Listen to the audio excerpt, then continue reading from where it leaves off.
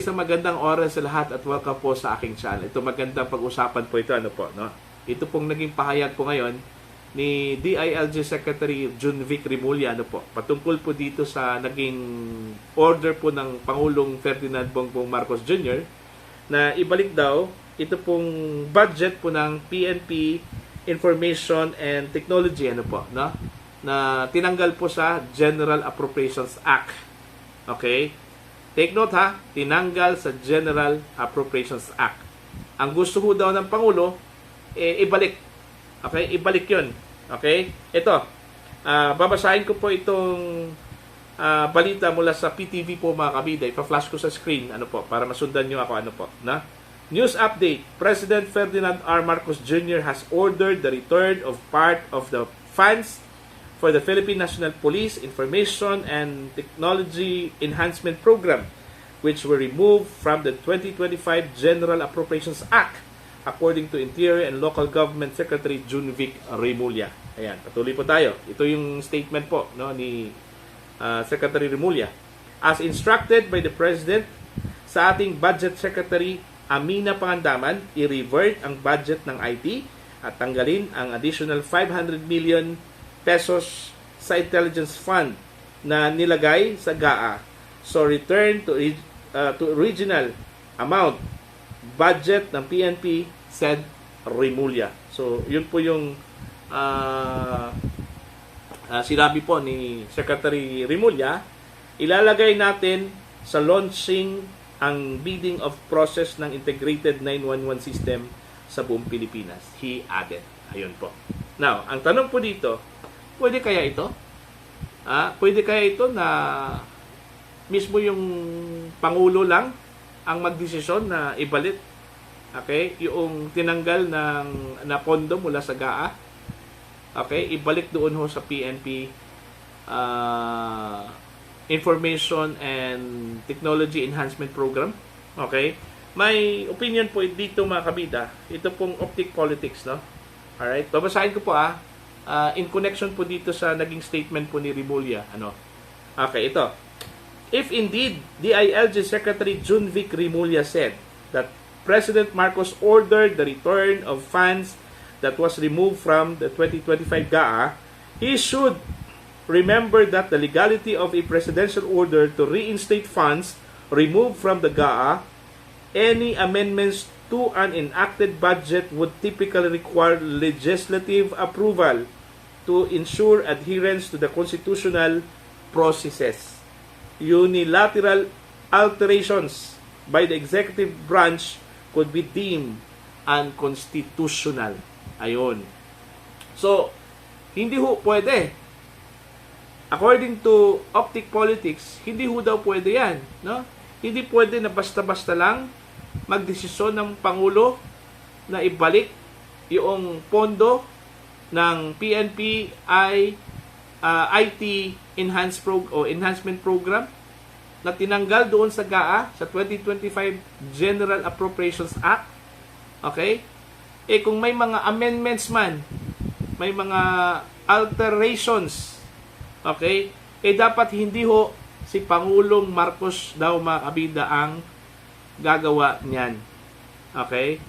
It should be the Congress.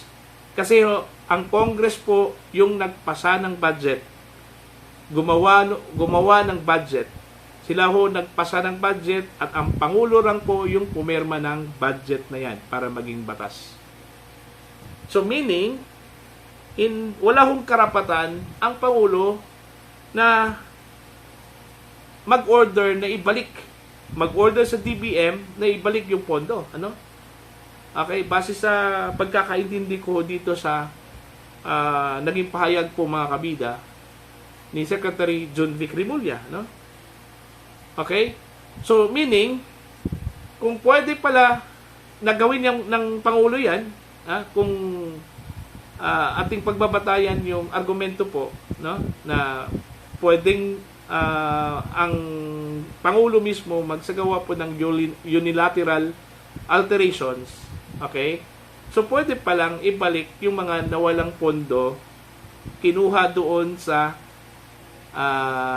GAA po mga kabida, no? Like for example, yung budget po ng PhilHealth na hindi ho binigyan po ng budget ng Bicameral Conference Committee ng Kongreso. Okay? Pwede pala yun, nagawin ng Pangulo. Okay, na ibalik yun. Ibalik yung 74 billion pesos. Ano? Yung 50 billion pesos na pondo mula sa For Peace na tinanggal po sa GAA mga kabida, pwede pala yung ibalik ng Pangulo mismo. Kung pagbabatayan natin yung order po ng Pangulo, no, mga kabida, na hindi ho nag-aalangan doon no, sa magiging consequences po dyan. Ano? Now, in reality, pwede ba yan? I don't think so. Okay? Ang pagkakalam ko po, kahit na hindi po ako abogado po mga kabida, ano lang yun common sense lang po Sino ba yung nagpasa ng batas? Di ba ang Congress? Okay? Ang Congress po yung nagpasa ng batas, sila po yung gumawa ng budget. Okay? Since sila po yung gumawa po ng budget mga kabida, sila din yung may karapatan na mag-amend sa budget. Okay? Sila yung may karapatan na baguhin yung budget. Ano? Okay? So, tama itong sinabi po ni para sa akin. Ano? Itong opinion po ng Optic Politics, ano? Okay? Unilateral alterations by the executive branch could be deemed unconstitutional. Ayan. Okay? Ito pa, maganda ito, no? Okay? Any amendments to an enacted budget would typically require legislative approval to ensure adherence to constitutional processes. So, malinaw yun. Okay? Very, yun siya self-explanatory yun mga kabida no? Kahit na siguro high school, nakakaintindi doon, ano? So, kung itutuloy po ito, okay, ng Executive Department, baka ho, it will land to the Supreme Court, ano? Baka may mag-question po nito mga kabida, no? Doon ho sa Korte Suprema, no? Kasi iba kasi ito parang solo ng Pangulo yan di ba? Which is it is not the case and it should not be the case. Okay? Dahil ho, gaya ng sinabi ko po kanina, ang gumawa po ng batas, ang gumawa po ng budget, ang siyang bukod tanging gagawa niyan, no? Kung may mga amendments man, may mga alterations, it should be the Congress, not the President, not the Executive Department. For your comments and for your opinion, mga kabida, you can comment down. At sa mga hindi pa po subscribers sa aking channel, please subscribe. Just click the subscribe button, click the notification bell, click all para updated po kayo mga kabida sa aking mga uploads. Maraming salamat po sa inyong lahat at God bless po.